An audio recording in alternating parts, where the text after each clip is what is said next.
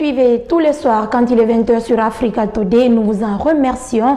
Bonsoir à tous et bienvenue dans cette grande édition d'information.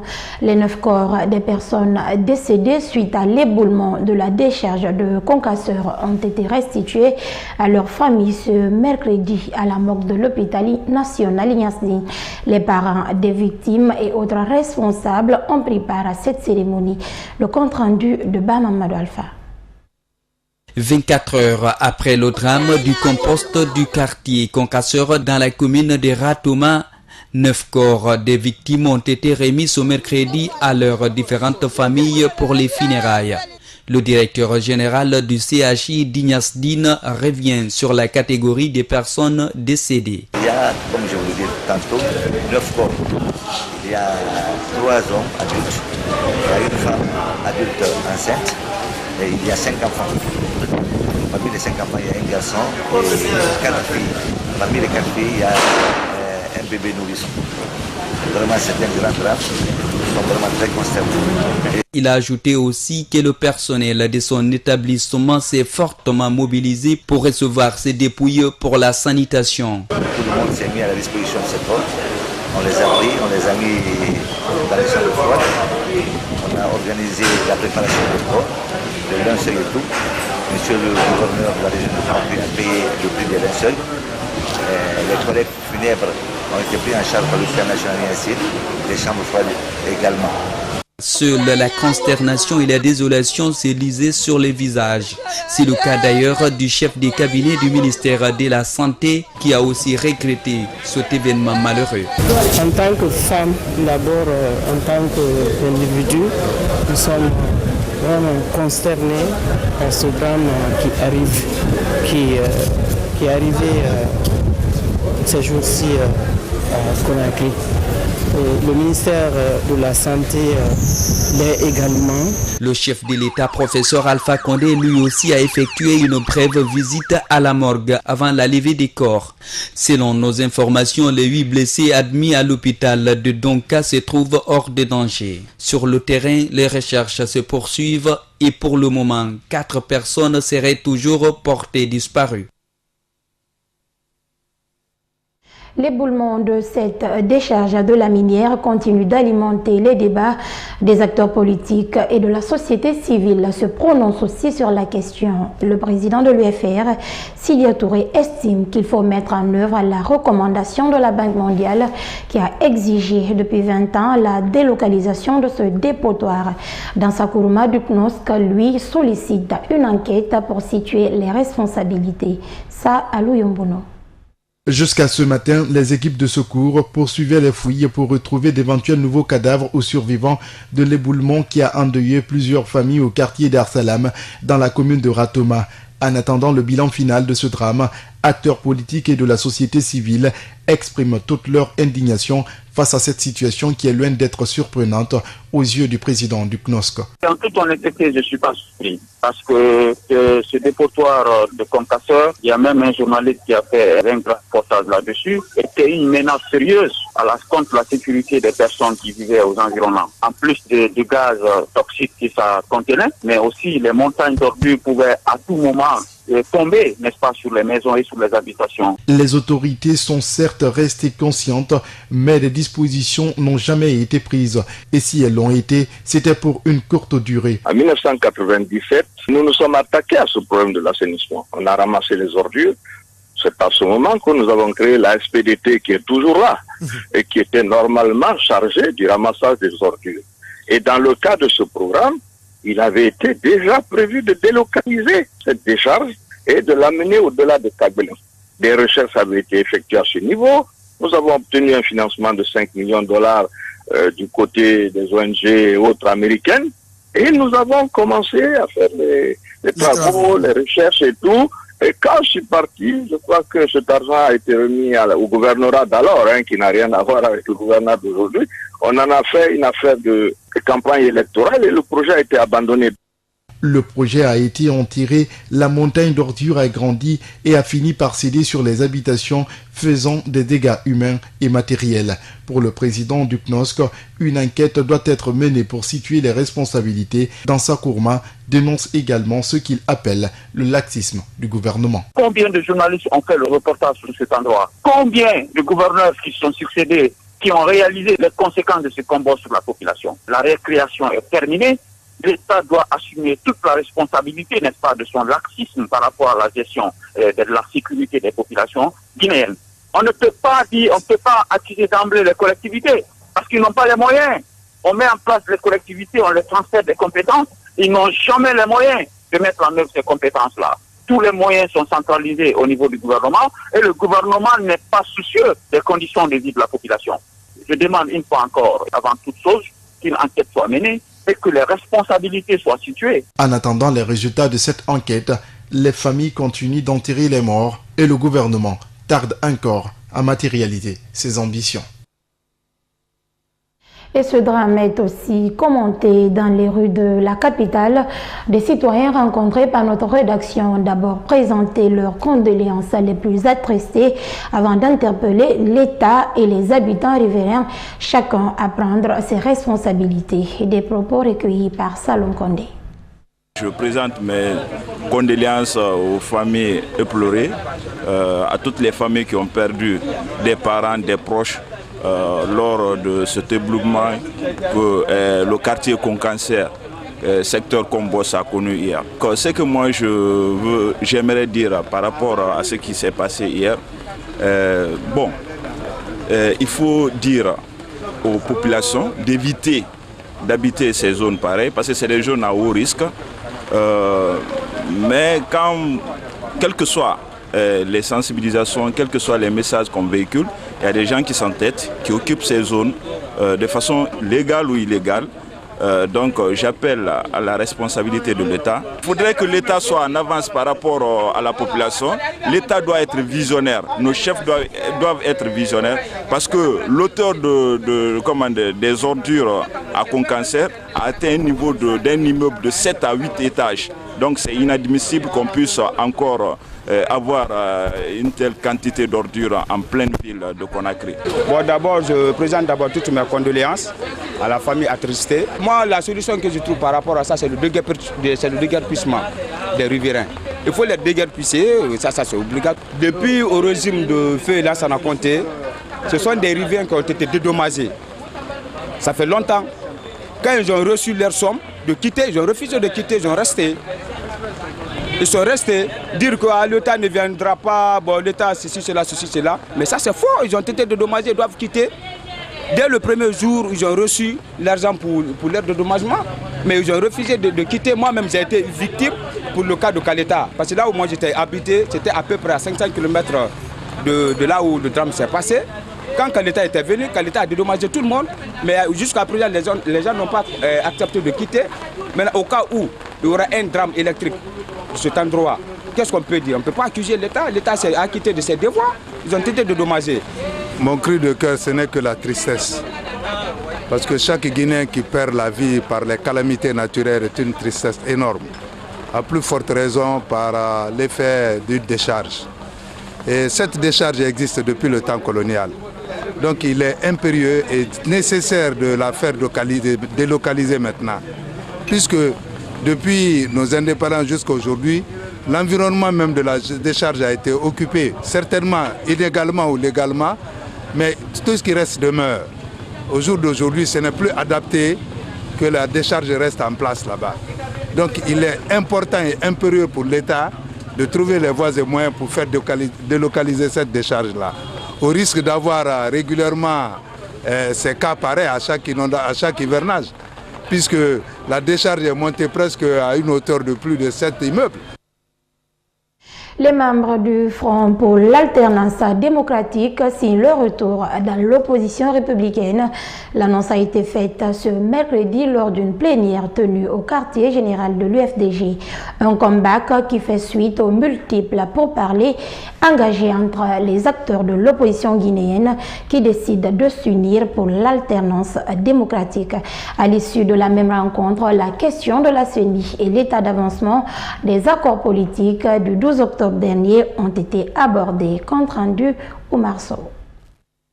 Désormais, l'opposition républicaine décide de taire toutes les divergences afin de repartir sur de nouvelles bases politiques. Des dissemblances intervenues sur le point 2 de l'accord du 12 octobre dernier, mais aussi sur les séries de manifestations qu'avait effectuées l'opposition républicaine. Selon son porte-parole, c'est face à ces interprétations qui ont aussitôt attiré l'attention des uns et des autres comme des signes qui pourraient déstabiliser l'opposition que les membres de cette frange politique ont décidé de finir avec les guéguerres. Nous avons décidé donc de taire toutes ces divergences, de tourner la page de ces petits conflits internes et de faire en sorte qu'à l'avenir, toutes les divergences qui sont inévitables au sein de toute entité, quelle qu'elle soit, depuis la famille jusqu'aux grands ensembles politiques, que toutes ces divergences soient réglées à l'interne au lieu d'être exposées sur la place publique et notamment par voie de médias. Une cohésion que l'opposition républicaine entend renforcer tout en évitant les erreurs du passé liées aux attaques personnelles. En deuxième point, le porte-parole Aboubakar Silla a fait le compte-rendu de l'évolution et des décisions prises lors de la réunion du comité de mise en application des accords du 12 octobre dernier. La CENI s'est engagée d'une part à mettre à la disposition de la classe politique, de la société civile et de tous les compétiteurs électoraux un projet de chronogramme qui va leur être donc soumis et qui sera discuté, qui va donner lieu, après prise en compte de certains amendements, à un chronogramme définitif que nous attendons dans les jours à venir pour l'organisation des élections locales. Au cours de cette 14e session du comité de suivi, la CENI, institution chargée de l'organisation des élections en Guinée, s'est également engagée à initier très rapidement des démarches auprès du ministère de l'économie et des finances pour lancer un appel d'offres en vue du recrutement de l'opérateur qui va être chargé de l'audit du fichier électoral, a conclu le porte-parole de l'opposition républicaine. L'opération de recensement et d'identification biométrique additionnelle des pensionnés contractuels temporaires et des agents en attente d'enrôlement a été lancée depuis le 7 juillet dernier. Cette opération se trouve actuellement à la phase de recensement des personnes concernées. L'activité vise à assainir le fichier de la fonction publique en éliminant tous les fonctionnaires en situation d'irrégularité. Soirée Boubacar. Suite aux résultats significatifs de la première phase de la biométrie, le gouvernement guinéen a jugé nécessaire d'achever le projet en accordant une seconde chance aux non-recensés. Ceci dans le but d'améliorer la gouvernance administrative à travers l'assainissement des finances publiques et la moralisation de la gestion publique. Après le premier recensement biométrique, le ministère de la fonction publique a réussi à détecter plus de 2000 fonctionnaires fictifs et 30 milliards de francs guinéens d'économie à l'État. Aujourd'hui, le ministère de la fonction publique, on se vend aujourd'hui parce que nous ne sommes pas un département qui fait des recettes. Pas du tout. Mais grâce aux efforts des uns et des autres pendant la première phase de l'opération, nous avons pu mobiliser 30 milliards.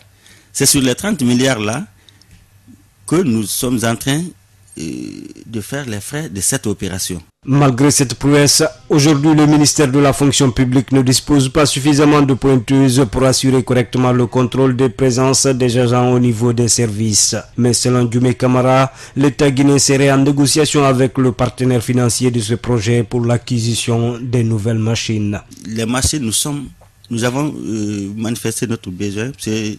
Aujourd'hui, nous sommes avec la Banque mondiale, toujours dans le cadre des mesures d'assainissement, la modernisation de notre administration publique.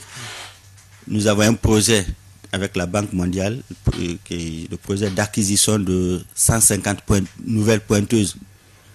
Le nombre qu'on a actuellement est insuffisant. Autre avantage de ce projet de recensement biométrique des fonctionnaires, c'est bien le transfert des compétences. Après cette deuxième phase, le recensement biométrique additionnel, il y aura le transfert de compétences.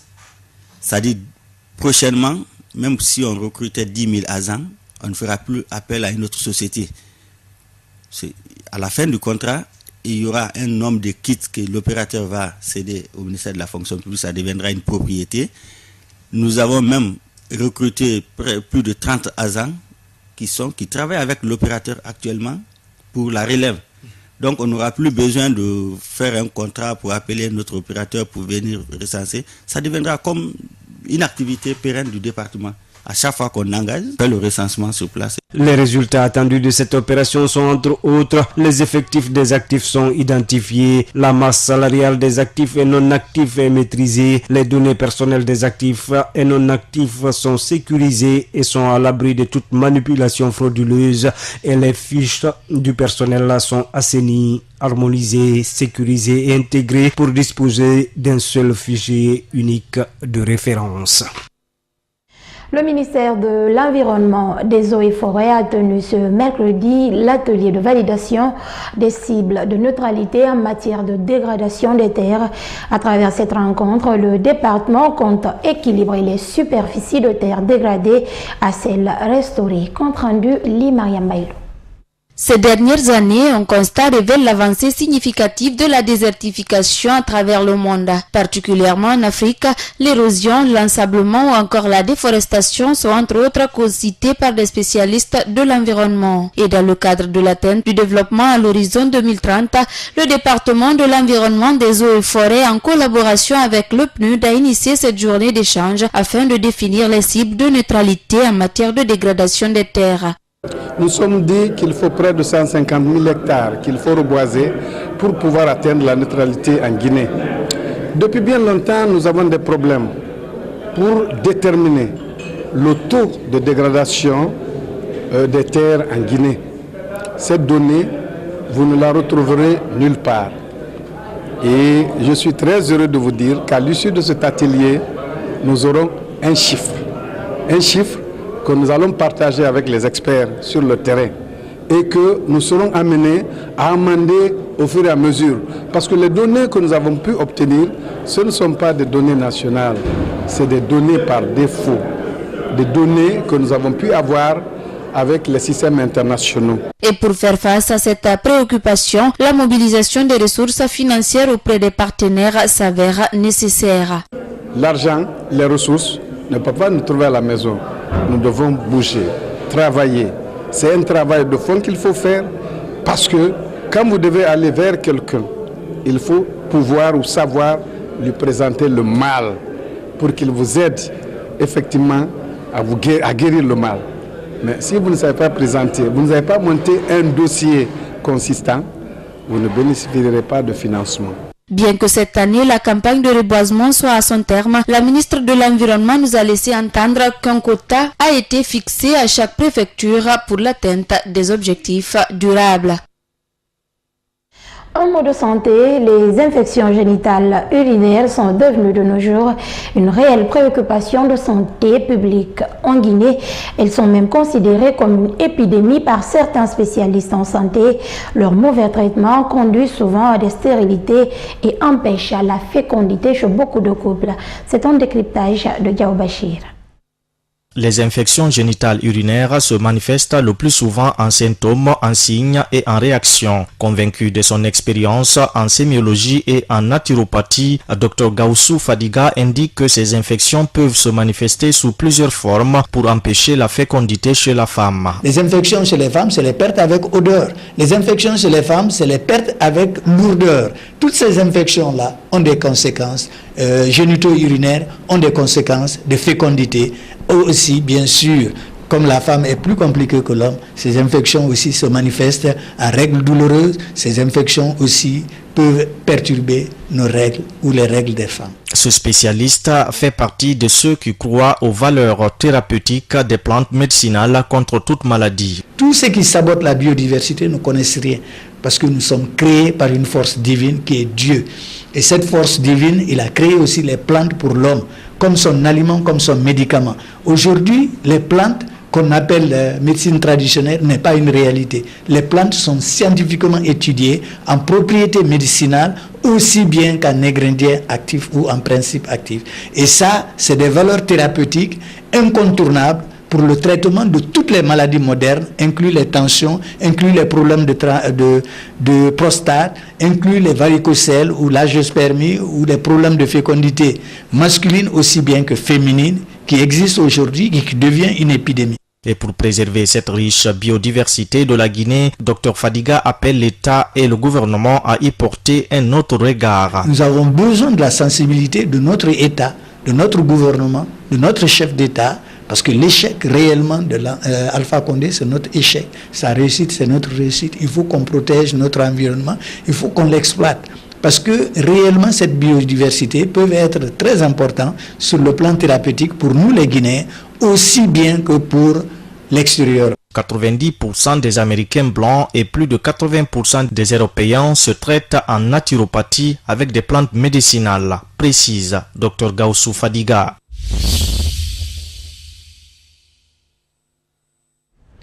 Le Tchad se prépare à présenter son programme national de développement aux investisseurs étrangers, un projet de 3 ans pour engager une transformation structurelle et infrastructurelle dans le pays. Regardez. Plus que jamais déterminé à assurer le développement économique sur ces 5 prochaines années, le gouvernement tchadien souhaite mettre en œuvre dès cette fin 2017 le programme national de développement PND établi sur la période 2017-2021. Un programme triennal dont le coût est estimé à 5 538 milliards de francs CFA. La mobilisation de ce financement passe par l'appel aux bailleurs de fonds internationaux. Les autorités prévoient donc organiser une table ronde à Paris les 7 et 8 septembre 2017. Un rendez-vous important qui verra se déployer les différentes stratégies permettant d'assurer une bonne relance de l'économie. Le rayonnement diplomatique tchadien de ces 10 dernières années peut être un atout sur lequel les Tchadiens peuvent s'appuyer pour faire venir des investisseurs de ce côté-là. Et vous savez aussi par ailleurs qu'un pays qui n'a pas d'énergie, notamment l'énergie pétrolière, est limité en matière d'investissement. Le Tchad a commencé à construire des centrales thermiques. Par le passé, ce n'était pas le cas, mais c'est déjà le cas aujourd'hui. Donc celui qui est industriel et veut intervenir au Tchad aura de la ressource énergétique. Bien avant cette table ronde, un forum sur le secteur privé sera organisé autour de la dynamique du secteur privé le 6 septembre 2017. Dénommé Investir au Tchad, il vise à attirer le maximum d'investisseurs. L'environnement des affaires n'est pas désincarné. L'environnement des affaires, c'est également l'environnement géographique. Donc si le Tchad met un peu plus de sécurité, pas simplement à la frontière, mais dans l'interland, pour que les investisseurs étrangers puissent se déplacer. Donc développer peut-être même dans les frontières tchadiennes une industrie locale du transport aérien. Il le faut absolument. L'un des points importants de ce programme de développement est qu'il met l'accent sur la diversification de l'économie. Rappelons que la dépendance du pays aux ressources pétrolières est évaluée à plus de 20% du produit intérieur brut du pays. Pourtant, le Tchad ne manque pas de ressources agropastorales. En 2017, il est prévu la hausse du PIB de 2,2% et de 2,4% en 2018 grâce au secteur hors pétrole pour lequel des investissements importants ont été annoncés. Casser les côtes pour construire son rêve, c'est ce qu'a décidé de faire Nasra Haji Hussein. À 18 ans, elle est devenue la première mécanicienne en Somalie, un secteur d'activité traditionnellement réservé aux hommes, un statut qu'elle a obtenu à force de détermination et de persévérance. Suivez son portrait. Elle se nomme Nasra Haji Hussein, elle a 18 ans et sa particularité, elle est la première et l'unique mécanicienne automobile de la Somalie. Originaire d'Iran, une ville située à environ 300 km de la capitale Mogadiscio, elle est arrivée dans la capitale il y a 2 ans pour trouver un emploi afin de soutenir sa famille. Devenir mécanicienne était alors une profession qu'elle n'envisageait pas exercer. Lorsque je suis arrivée en ville, je n'ai pas été encouragée. Personne ne m'a offert un emploi. J'ai donc décidé de devenir mécanicienne pour aider ma famille. Quand j'ai été payée, que j'ai envoyé de l'argent à mes parents, mon père m'a demandé où j'avais eu cet argent et je lui ai dit que je suis mécanicienne. Il m'a encouragée à travailler plus. Après plusieurs mois de recherche, Nasra a finalement trouvé un emploi dans un garage où elle a trouvé une place d'apprenti. Elle gagne $300 par mois. Elle est particulièrement fière de son parcours dans ce domaine traditionnellement réservé aux hommes en Somalie. Après des débuts difficiles, Nasra a réussi à gagner la confiance des clients. Elle a très bien réparé ma voiture. Elle l'a fait à l'heure, juste comme nous l'avions convenu. Je répare différents types de voitures de luxe, de voitures anti-balles et des camionnettes. Parfois, je m'occupe des camions lorsqu'ils sont amenés au garage. Pour de nombreux jeunes qui obtiennent une formation solide, trouver une opportunité d'emploi devient de plus en plus difficile, sans compter les défis économiques et sécuritaires auxquels la Somalie est confrontée depuis des années. En faisant abstraction des stéréotypes sexistes dans son pays, Nasra a su se démarquer et son travail lui a d'ailleurs valu une invitation au TEDx Talk de Mogadiscio, une conférence suivie par plus de 20 000 personnes. Et voilà, mesdames et messieurs, ainsi prend fin ce journal. À tous, merci de la fidélité. Bonne soirée chez vous.